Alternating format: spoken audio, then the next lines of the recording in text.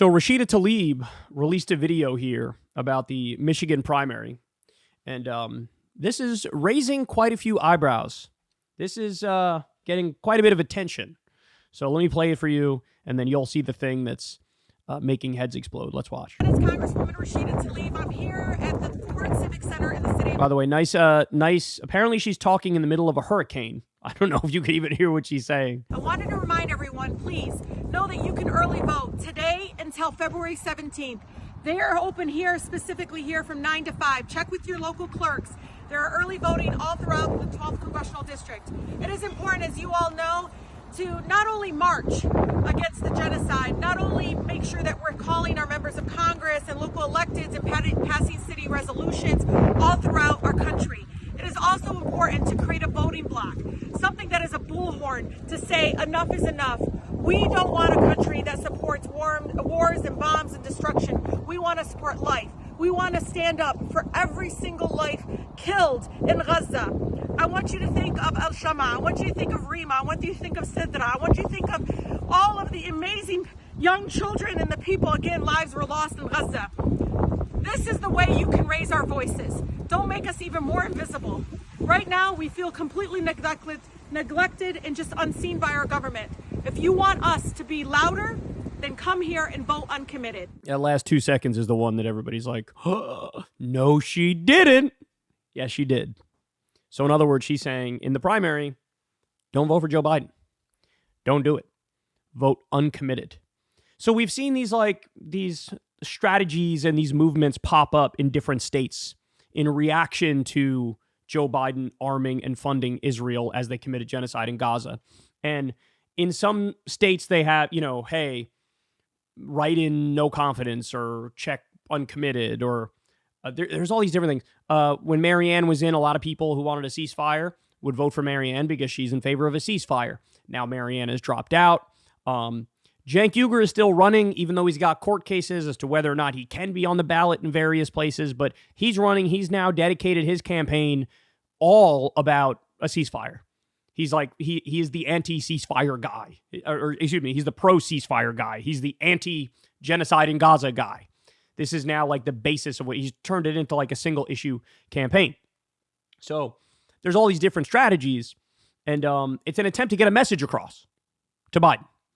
And look, I'm thankful to people who are trying to do something to get across that message, to say, no, you don't understand.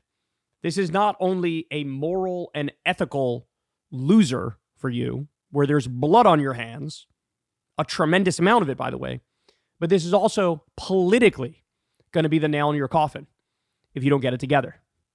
And remember, guys, Rashida Talib, all of these elected Democrats, the left flank elected Democrats, I don't know if you guys understand this. They were all loyal soldiers to Joe Biden. They were the ones who were most aggressive in trying to get his agenda through when it came to Build Back Better, for example, or the Chips and Sciences Act, or the infrastructure bill.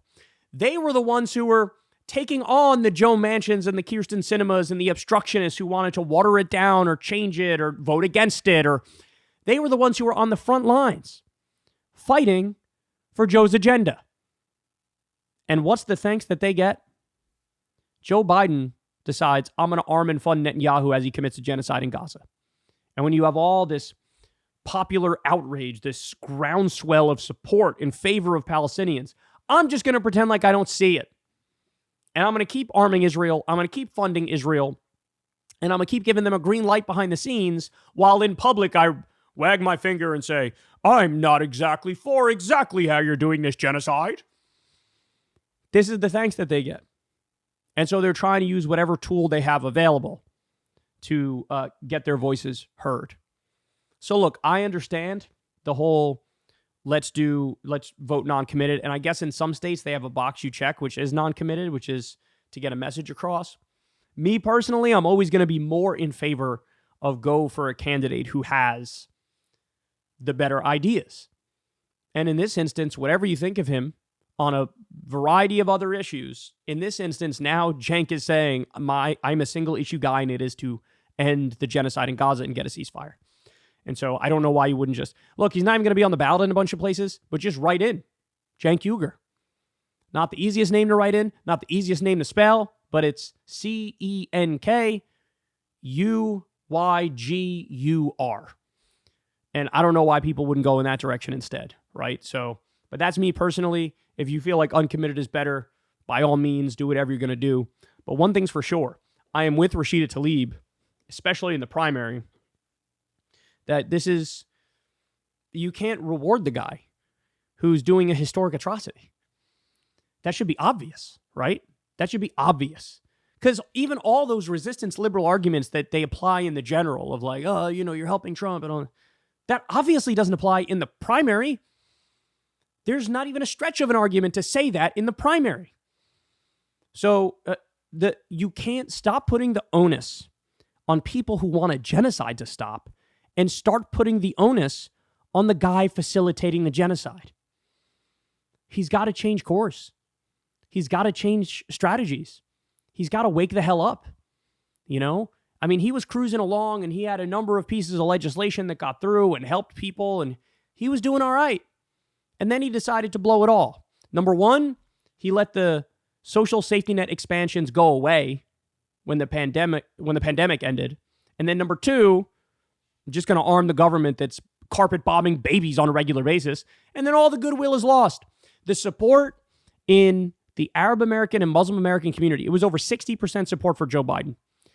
It dropped all the way down to 17% in the wake of his policy. Now there's a whole movement, don't vote for Joe. There's a whole movement, Arab Americans and Muslim Americans screaming it from the rooftops.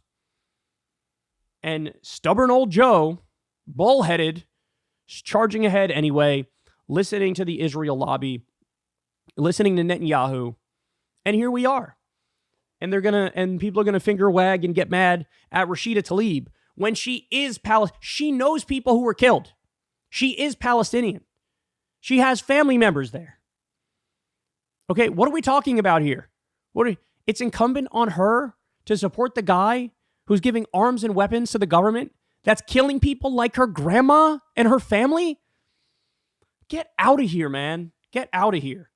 So this may be something that is a scandal to people who have sold their minds to the DNC, but to everybody with a functioning brain, they look at this and go, I don't see a single problem with what she's doing. In fact, I support what she's doing. Hey, y'all, do me a favor and like and subscribe. It helps out big time in the algorithm.